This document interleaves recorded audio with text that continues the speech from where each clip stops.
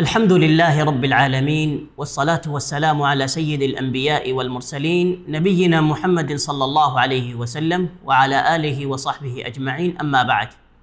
عزیزان گرامی، وباؤں سے متعلق احکامات کی یہ چوتھی نشست ہے۔ پچھلی نشست میں ہم نے چند احکامات ذکر کیے تھے، دیگر احکامات ہم اس نشست میں بیان کریں گے۔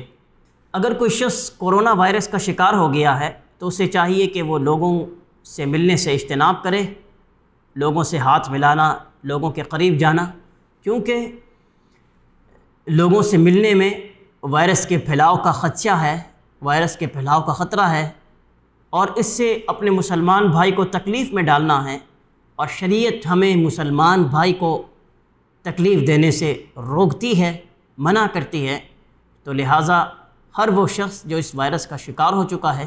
اسے چاہیے کہ وہ اس بات کا بھرپور خیال کرے۔ ہم دیکھتے ہیں کہ عام حالات میں دین اسلام ہمیں نماز میں صف ملانے کا حکم دیتا ہے، لیکن جہاں اس وائرس کے پھیلاؤ کا خدشہ ہو تو وہاں اگر ہمیں صف ملانے سے روکا جا رہا ہے تو ہمیں ان ہدایات پر عمل کرنا چاہیے تاکہ اس وبا پر قابو پایا جا سکے۔ اور یہ بھی دیکھا گیا ہے کہ لوگ اس وبا کے لیے کسی خاص نماز کا گھروں کی چھتوں پر چڑھ کر اذان دینے کا اہتمام کرتے ہیں۔ اس طرح کا کوئی حکم بھی ہمیں شریعت سے نہیں ملتا، بلکہ ہمیں زیادہ سے زیادہ دعا کرنا، استغفار کرنا، صدقہ کرنا، اللہ کی طرف رجوع کرنے کا حکم ملتا ہے۔ تو لہٰذا جو احکامات ہمیں شریعت سے ملتے ہیں ان احکامات پر عمل کیا جائے۔ ایک دوسرے سے ملتے وقت ہاتھ ملانا مستحب ہے۔ رسول اکرم صلی اللہ علیہ وسلم نے ارشاد فرمایا، جب دو مسلمان بھائی آپس میں ملتے ہیں اور وہ مصافحہ کرتے ہیں، ایک دوسرے سے ہاتھ ملاتے ہیں، جدا ہونے سے قبل اللہ تعالیٰ ان کے گناہوں کو معاف کر دیتے ہیں۔ لیکن اگر ہاتھ ملانے سے، مصافحہ کرنے سے کورونا وائرس کے پھیلاؤ کا خدشہ ہو تو ہاتھ ملانے سے اجتناب کرنا چاہیے، زبانی سلام پر اکتفا کیا جائے۔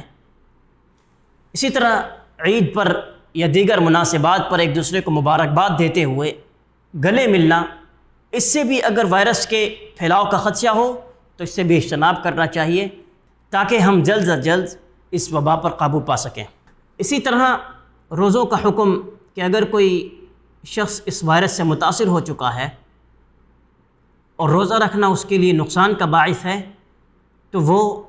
روزہ چھوڑ سکتا ہے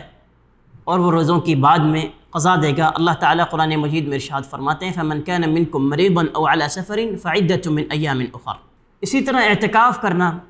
مساجد کے اندر، اگر اعتکاف کرنے سے وائرس کے پھیلاؤ کا خدشہ ہے تو اعتکاف کرنے سے بچنا چاہیے۔ اسی طرح اگر کوئی شخص اس وائرس کا شکار ہو گیا ہے، علاج اور معالجے کے لیے اس کے پاس رقم مہیا نہیں ہے تو زکوٰۃ سے وہ اپنا علاج کروا سکتا ہے۔ اور اسی طرح فوت ہو جانے کی صورت میں ایک قبر میں ایک سے زیادہ میتیں دفنائی جا سکتی ہیں، بشرطے کہ اس کی حاجت ہو اور زیادہ میتیں دفنانے کے لیے جگہ میسر نہ ہو، جیسا کہ احد کے موقع پر آپ صلی اللہ علیہ وسلم نے ایک قبر میں ایک سے زیادہ میتوں کو دفنایا تھا۔ اگر کوئی شخص احرام باندھ چکا ہے حج اور عمرے کا اور وہ یہ نیت کر چکا ہے کہ جہاں اسے رکاوٹ پیش ہوئی وہ اپنا احرام کھول دے گا، اور وہ حج اور عمرے کے لیے آتا ہے اور اسے روک دیا جاتا ہے، تو لہٰذا وہ وہیں اپنے آپ کو حلال کر لے گا، اپنا احرام کھول دے گا اور اس پر کوئی دم نہیں ہوگا۔ لیکن اگر کسی شخص نے شرط نہیں لگائی اور وہ حج کے لیے احرام باندھ چکا ہے اور مکہ پہنچنے پر اسے حج کرنے سے روک دیا جاتا ہے تو لہٰذا وہ وہیں اپنا احرام کھول دے گا اور ساتھ میں دم دے گا، جیسا کہ صلح حدیبیہ کے موقع پر آپ صلی اللہ علیہ وسلم کو جب مکہ میں داخل ہونے سے روک دیا گیا تو آپ صلی اللہ علیہ وسلم نے وہیں اپنا احرام کھول دیا اور قربانی کی۔ احرام کی حالت میں محرم ماسک پہن سکتا ہے، اس کے کچھ آثار ہمیں صحابہ کرام رضوان اللہ علیہ مجمعین اور دیگر تابعین سے ملتے ہیں کہ وہ احرام کی حالت میں منہ پر کپڑا ڈال دیا کرتے تھے۔ کیا کوئی انسان وبا کو گالی دے سکتا ہے؟ ہرگز نہیں۔ آپ صلی اللہ علیہ وسلم نے بخار کو گالی دینے سے منع فرمایا ہے، اور فرمایا ہے کہ یہ بخار جو ہے یہ گناہوں کی بخشش کا باعث بنتا ہے، تو لہذا کسی مسلمان کے لیے لائق نہیں ہے کہ وہ اس وبا کو گالی دے۔ اگر کوئی شخص اس وبا کا شکار ہو کر فوت ہو چکا ہے تو اسے غسل دیا جائے گا، اس کا جنازہ پڑھا جائے گا، اسے دفنایا جائے گا۔ بغیر غسل اور جنازے کے دفنانا جائز نہیں،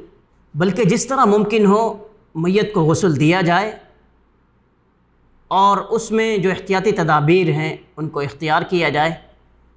اور اس کے ساتھ ساتھ اگر باجماعت نماز جنازہ ادا کرنے میں وائرس کے پھیلاؤ کا خدشہ ہے تو انفرادی طور پر بھی نماز جنازہ ادا کیا جا سکتا ہے۔ اللہ سے دعا ہے کہ اللہ تعالی ہمیں زیادہ سے زیادہ استغفار کرنے کی، اللہ کی طرف رجوع کرنے کی اور دعاؤں کا کثرت سے اہتمام کرنے کی توفیق عطا فرمائے، اور اللہ سے دعا کرتے ہیں کہ اللہ تعالیٰ اس وبا کو جلد اس امت سے اٹھا لے اور ہمیں زیادہ سے زیادہ نیکیاں کرنے کی اور گناہوں سے بچنے کی توفیق دے۔ وآخر دعوانا ان الحمد للہ رب العالمین۔